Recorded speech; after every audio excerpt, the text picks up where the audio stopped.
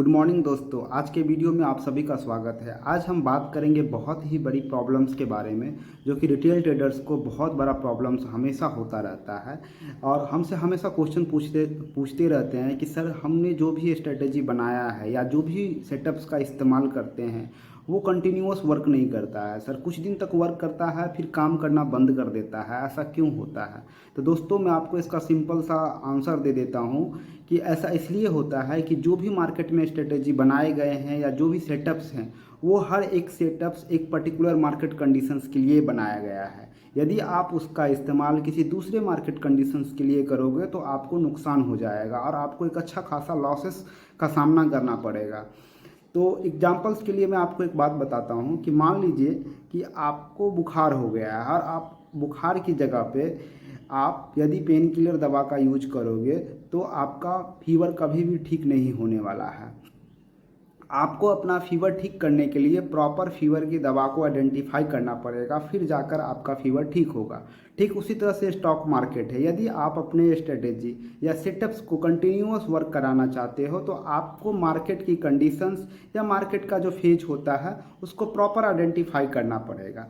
अब मैं आपको एक बात बताता हूँ दोस्तों, होता क्या है कि जनरली स्टॉक मार्केट जो है दो फेज में मूव करती है। फर्स्ट जो होता है वो ट्रेंडिंग फेज होता है, दूसरा होता है नॉन ट्रेंडिंग फेज। अब मैं आपको बता दूं कि ट्रेंडिंग फेज में क्या होता है, मार्केट या तो अप डायरेक्शंस में मूव करती है या तो डाउन डायरेक्शंस में मूव करती है। ठीक उसी तरह से नॉन ट्रेंडिंग मार्केट में क्या होता है, या तो मार्केट साइडवेज में मूव करेगी या तो मार्केट जो रहेगा वो रेंज बाउंड हो सकता है। तो दोस्तों होता क्या है कि बहुत सारे लोग या वो लोग जो लॉसेस में होते हैं वो क्या करते हैं, एक ही स्ट्रेटेजी का इस्तेमाल हर एक प्रकार के मार्केट कंडीशंस में, जितने भी प्रकार के मार्केट कंडीशंस होते हैं सभी प्रकार के मार्केट कंडीशंस में एक ही स्ट्रेटेजी का इस्तेमाल करते हैं, जिनसे उनका लॉसेस हो जाता है। अब मैं आपको बता दूं कि मान लीजिए कि मार्केट ट्रेंडिंग है, वहाँ पर यदि आप ट्रेंडिंग स्ट्रेटेजी का इस्तेमाल करोगे तो आपको एक अच्छा खासा बेनिफिट होगा। ठीक उसी तरह से नॉन ट्रेंडिंग मार्केट है, वहाँ पर मान लीजिए कि आप यदि नॉन ट्रेंडिंग स्ट्रेटेजी का इस्तेमाल करोगे तो एक आपको अच्छा खासा बेनिफिट होगा।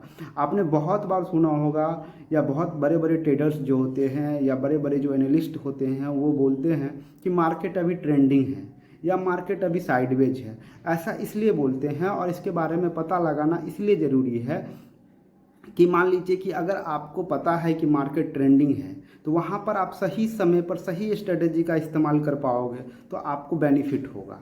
ठीक है, तो इसके बारे में पता होना बहुत ही ज़रूरी है। अब आपके दिमाग में क्वेश्चंस आ रहा होगा कि सर हम पता कैसे लगाएं कि कौन सा स्ट्रेटेजी का इस्तेमाल कब करना चाहिए और कौन से मार्केट कंडीशंस में करना चाहिए। तो मैं आपको बता दूं कि दोस्तों मान लीजिए कि मार्केट अभी ट्रेंडिंग मूव में चल रही है। ठीक है, तो आप यदि मान लीजिए कि वहाँ पर प्राइस एक्शन से स्ट्रेटेजी का इस्तेमाल करोगे तो आपका प्राइस एक्शन से स्ट्रेटेजी जो है वो बहुत ही अच्छा वर्क करेगी, क्योंकि प्राइस एक्शन से स्ट्रेटेजी जो है वो एक ट्रेंड ट्रेडिंग स्ट्रेटेजी है। ठीक है, तो वहाँ पर यदि आप इस्तेमाल करोगे तो बहुत ही अच्छा एक बेनिफिट होगा।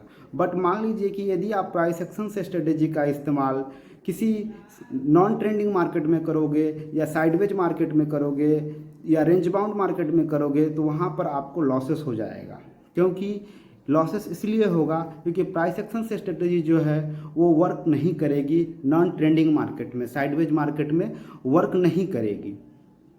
ठीक है, ठीक उसी तरह से जिस तरह से प्राइस एक्शन से स्ट्रेटेजी जो है वो ट्रेंडिंग मार्केट में वर्क करती है, ठीक उसी तरह से जो नॉन ट्रेंडिंग मार्केट में जो है चैनल स्ट्रेटेजी या वॉलिंगर बैंड स्ट्रेटेजी का यदि आप इस्तेमाल करोगे तो आपको एक अच्छा खासा बेनिफिट होगा। बट बहुत सारे लोग क्या करते हैं कि अपने जो भी स्ट्रेटेजी का इस्तेमाल किया या जो भी स्ट्रेटेजी वो बनाते हैं वो क्या करते हैं, वो सारे स्ट्रेटेजी को मिक्सअप कर देते हैं। ट्रेंडिंग मार्केट में नॉन ट्रेंडिंग का स्ट्रेटेजी का इस्तेमाल कर लेते हैं, बॉलिंजर बैंड का इस्तेमाल कर लेंगे या चैनल स्ट्रेटेजी का इस्तेमाल कर लेंगे। ठीक उसी तरह से नॉन ट्रेंडिंग मार्केट में क्या करेंगे वो लोग कि प्राइस एक्शन से स्ट्रेटेजी का इस्तेमाल कर लेंगे, तो आपको एक अच्छा खासा जो है लॉसेस हो जाता है। अब आपके दिमाग में आ रहा होगा कि कौन सा स्ट्रेटजी का सही इस्तेमाल किस टाइप के मार्केट कंडीशंस में करना चाहिए। तो दोस्तों मैं आपको बता दूं, यदि आपको इसके बारे में जानना है तो आपको सबसे पहले मार्केट के साइकिल्स के बारे में पता होना चाहिए कि मार्केट में कितने प्रकार के साइकिल्स होते हैं और कौन कौन से फेजेज होते हैं। तो मैं आपको अपने एक्सपीरियंस के अकॉर्डिंग बताता हूं कि मार्केट में टोटल 4 प्रकार के साइकिल्स होते हैं। फर्स्ट साइकिल्स जो होता है वो होता है एक्युमुलेशन स्टेज, दूसरा होता है एडवांसिंग स्टेज, तीसरा होता है डिस्ट्रीब्यूशन स्टेज और लास्ट जो होता है वो होता है डिक्लाइनिंग स्टेज। अब मैं आपको बता दूं कि एक्युमुलेशन और डिस्ट्रीब्यूशन स्टेज में मार्केट या तो साइडवेज रहती है या तो रेंज बाउंड रहती है, और एडवांसिंग और डिक्लाइनिंग स्टेज में मार्केट ट्रेंडिंग होती है, या तो अप ट्रेंड या तो डाउन ट्रेंड। अब एक्युमुलेशन स्टेज क्या होता है?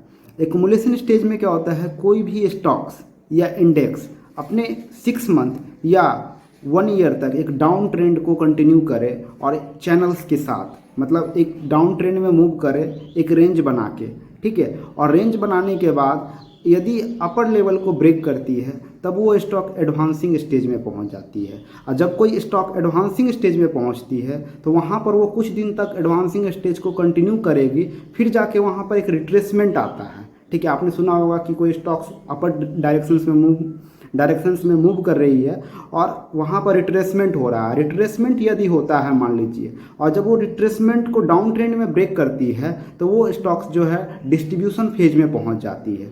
और जब वो स्टॉक्स डिस्ट्रीब्यूशन फेज में पहुँचती है तो वहाँ पर वो 6 मंथ या 1 ईयर तक एक रेंज में मूव करेगी, और रेंज में मूव करने के बाद यदि मान लीजिए कि 6 मंथ तक या 1 ईयर तक अपने एक रेंज में मूव करे और रेंज में मूव करने के बाद 6 मंथ के लो को या 1 ईयर के लो को ब्रेक करती है तो वो स्टॉक्स जो है डिक्लाइनिंग स्टेज में पहुंच जाती है।